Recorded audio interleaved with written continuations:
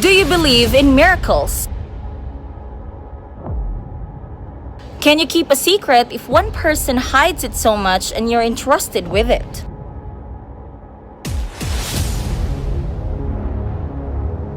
How do you surpass your daily battle and challenges that even when the whole world, family and friends are against you, you remain strong and bold in the faith and the belief that you hold? What you're about to see today is something extraordinary and supernatural for some. If you are a person with great imagination and curiosity from the past and history of religion, looking for an intense miracle, or shall we say, magic, well, this story is for you. As we all know, hundreds of years ago, wars are popular because of countries' conflicts, and some people at that time barely get the chance to live peacefully and happily. And so maybe some of them lost faith, or for some, made them believe in God as intimately as they could. Portugal is still one of the most religious countries in Europe. Most Portuguese believe with certainty in the existence of God, and religion plays a big importance in the life of most Portuguese.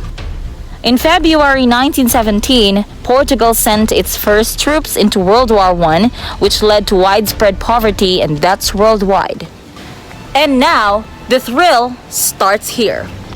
In the Portuguese town of Fatima on the same year, there were 3 ordinary children named Lucia dos Santos with her 2 cousins Francisco and Jacinta Marto, ages 7, 9, and 10. Now, are you familiar with the story yet? If not, let's continue. One day, these children were in the fields when they claimed they saw apparitions of an angel who she called herself as the Lady of the Rosary and the Virgin Mary. According to the children, she tells them that prayer and sacrifice will lead to the end of the war and that she will return on the 13th of every month at approximately noon for 6 straight months. Isn't that strange if this angel, Lady of Rosary, and the Virgin Mary appeared on this very year and time in our generation? Would you believe yourself? Would they believe you? All of us might collapse. Back in the story, she urged them to pray, to dedicate themselves to the Rosary, and in so doing, they could bring about an end to the war then ravaging Europe. When the children came home and told their village what they saw, their accounts led to criticism from both the secular authorities and the Catholic Church. And not just that, the children were even detained briefly because they refused to renounce what they saw. Now, you can really testify how Portuguese view religion. One must not tell a lie and be hypocrite, because seeing something as miraculous as the children saw, it shouldn't be put as a joke, like a kid's game. Now, stay very still because this story will make you even crazier. The Lady of the Rosary exhorted them to pray the Rosary for world peace, and over the course of her 6 apparitions, she entrusted and gave the children 3 big secrets that they must not tell. The word secret is not really what we could consider a secret in our common understanding. It is what they call vision. Do you think you can be entrusted by either a dark or a good secret? And do you think children with so much innocence and energy nowadays can be entrusted with something so big? What are these 3 big secrets or vision? The first vision was the vision of the souls in hell.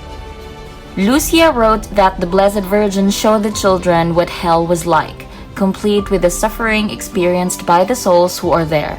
The vision lasted only a second, but the children say that it was almost unbearable. It led to a great trust in the promise of Mary to lead her devotees to Christ to save souls from this great eternal suffering. In the second vision, the Blessed Virgin shows the young children a vision in which they learn that World War I will end. However, another world war will arise under the papacy of Pope Pius XI unless people stop offending God and Russia is converted. And that leads us to the third secret. A vision of the Pope along with other bishops, priests, religious and lay people being killed by soldiers.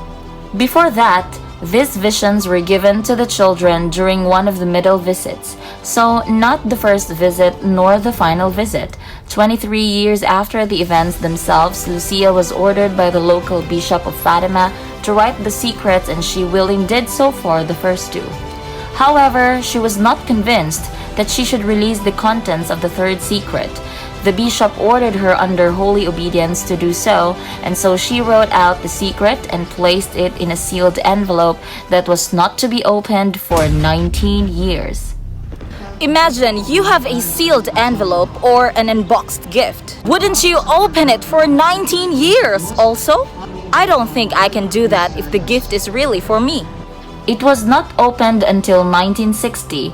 Although the envelope was opened in 1960, the secret was not made public until 2000, when the Vatican released the text that Lucia had written. Here are some words from Lucia dos Santos' letter. Read with me very carefully.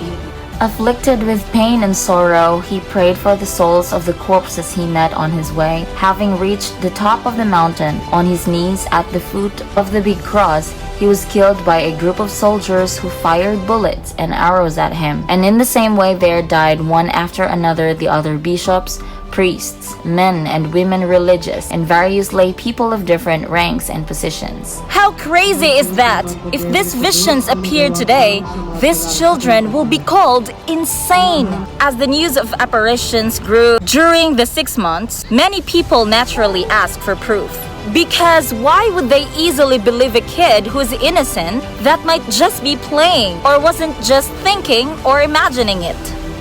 During the final apparition of Fatima on October 13, 1917, Mary had the sun dance, or the miracle of the sun, in the sky, which was an event that was reported in newspapers and witnessed by tens of thousands of people who descended on Fatima in response to the children's prediction that the Virgin Mary would perform a miracle on that day. Witnesses reported also miraculous solar activity, claiming the sun zigzagged, spinning and dancing across the sky, that appeared to fall towards the earth and radiated different colors. The faithful at Fatima for a promised miracle saw it as a validation of their belief.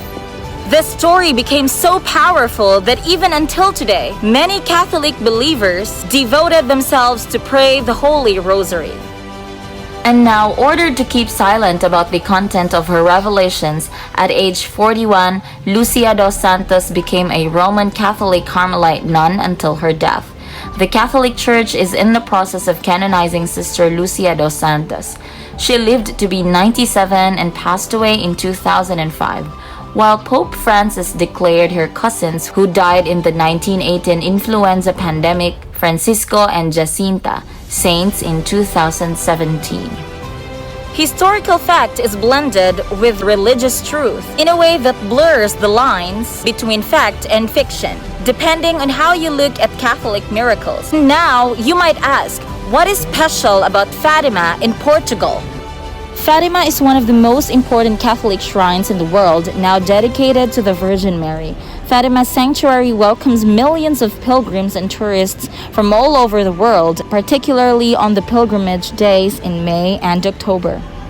Isn't it a beautiful history? Call it strange, unbelievable, or inspiring. The world is full of miracles and things beyond our knowledge. According to Albert Einstein, there are two ways to live your life. One is as though nothing is a miracle. The other is as though everything is a miracle. See, we can't question the ability of our fate in putting us in a special place, because everyone is a special sight to someone above who is our God.